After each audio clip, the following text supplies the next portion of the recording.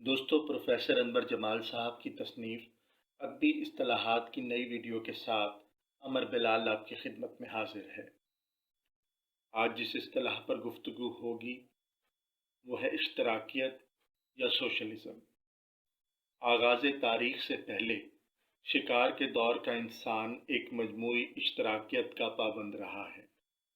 تاریخ انسانی بتاتی ہے کہ جب انسان غاروں اور پتھروں کے دور سے آگے بڑھا اور اس نے اوزار بنا لیے تو وہ شکار کو بھونتے وقت دائرے کی شکل میں پورے قبیلے کے ساتھ خوشی سے ناچتا تھا، پھر سب مل کر اس شکار کو کھاتے۔ یہ اشتراکیت کی ابتدائی صورت تھی، گویا وسائل کی ایسی منصفانہ تقسیم جس میں کسی بھی فرد کا استحصال نہ ہو۔ شخصی ملکیت کے تصور اور اجتماعی ملکیت کا فلسفہ جس میں معاشرے کے افراد میں ملکی وسائل کی منصفانہ تقسیم ہو، اشتراکیت کہلاتا ہے۔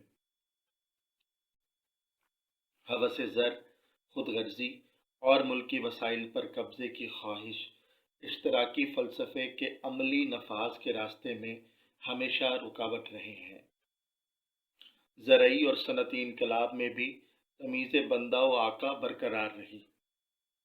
مزدور صنعت کار کے ہاتھوں اور مزارع جاگیردار کے ہاتھوں استحصال کا شکار رہا۔ اہل مغرب کے خرد مندوں نے انفرادی استحصال کو اب قومی استحصال میں بدل دیا۔ قوموں کو سیاسی آزادی تو مل گئی، لیکن اکثر اقوام ابھی تک معاشی آزادی کے لیے ترستی ہیں اور مغرب کے معاشی شکنجے میں اس طرح جکڑی ہوئی ہیں کہ ان کا نکلنا محال ہے۔ دنیا کے بڑے بڑے فلسفیوں نے شخصی املاک کو معاشرے کی برائیوں کی جڑ قرار دیا۔